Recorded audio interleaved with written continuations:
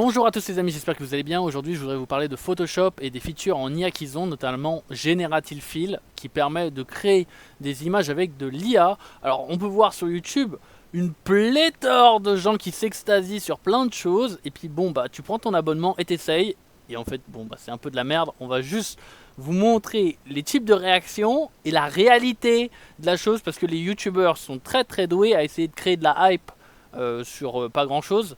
Et bah, je vais vous montrer moi ce que j'expérience, le type de réaction, et puis aussi bah, des outils qui marchent vraiment, parce que bon bah c'est mignon Adobe, mais en fait c'est un petit peu des, enfin moi de mon expérience c'est un petit peu des autistes en termes d'IA, donc on regarde ça.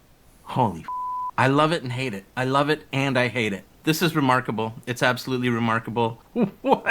What? Bon bref, en gros l'IA va prendre nos jobs, tout ça. Donc vous l'avez compris, le but d'un youtubeur c'est d'attirer le plus de vues sur sa vidéo, quitte à déformer la réalité.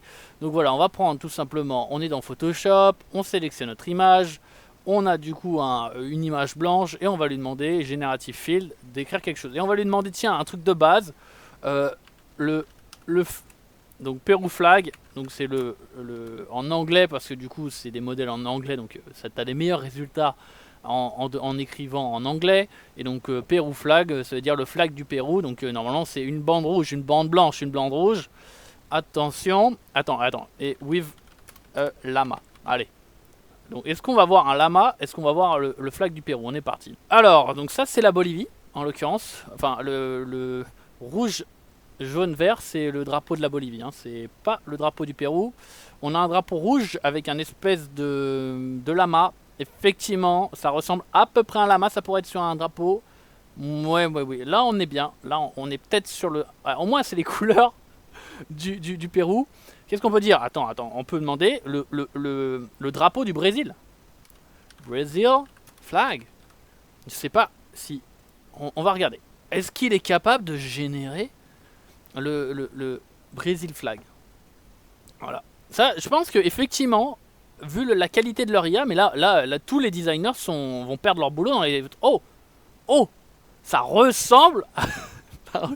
Ok, là il connaît à peu près, il connaît. Alors on peut regarder, hein, il y en a 3. Donc on a ça qui ressemble vaguement un peu. Il y a quelques trucs du Brésil. Là ça ressemble pas du tout au Brésil. Là ok, on est un peu plus sur le Brésil. C'est pas le Brésil, mais ok. On va lui demander, allez, vas-y, on va lui demander de générer une image de nourriture mexicaine, par exemple. Mais là, je sens que tout le monde, là, tous les gens qui font de la photo et de l'image, je pense qu'ils vont perdre leur boulot dans les 3 prochaines semaines. Là, oh, un taco. Ok, ça marche. Ça marche à peu près. Mais on est d'accord que j'aurais été sur Google Images, j'aurais tapé Mexican Food, j'aurais trouvé la même chose, quoi. Mais bon, au moins l'avantage c'est qu'en termes de droits, effectivement, je possède les droits de cette image. Mais bon, sauf que acheter une photo ça me coûte 10 centimes, et là je paye 15 $ par mois. Donc ok, Mexican Food il se débrouille bien. Et donc la nourriture ça se débrouille correctement. En tout cas, il ne connaît pas les drapeaux. Sexy Korean girl with a phone. Effectivement, dans la notion de sexy on est pas mal. Bon, c'est un peu mieux. Ah oui, là au niveau des yeux on est pas mal.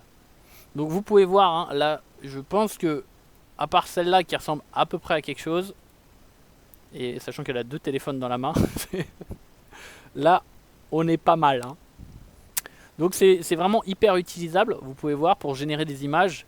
Voilà, je veux faire des miniatures sur YouTube. Là je sens la révolution et tout le savoir-faire d'Adobe.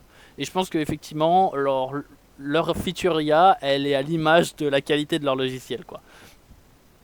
Ok, maintenant on va passer à une alternative, parce qu'il faut quand même que ça marche.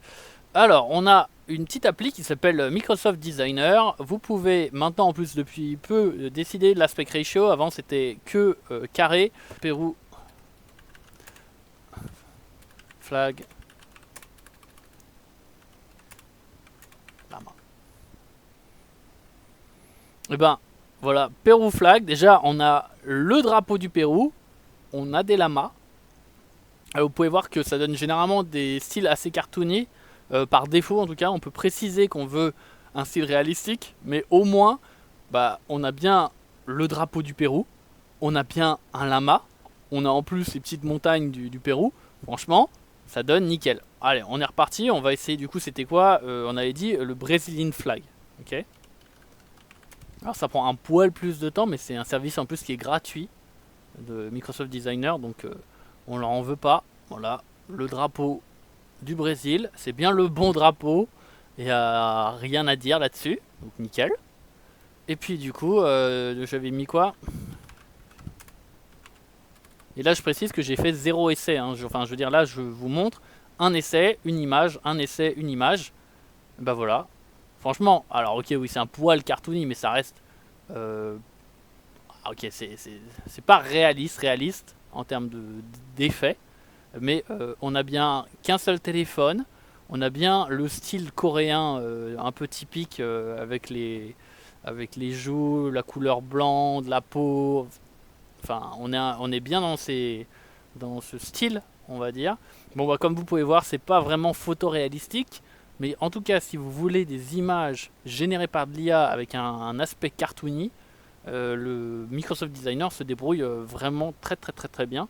Et en comparaison, et Adobe, mais enfin ça ressemble à rien. Attendez, on vous remonte là. Ah ouais.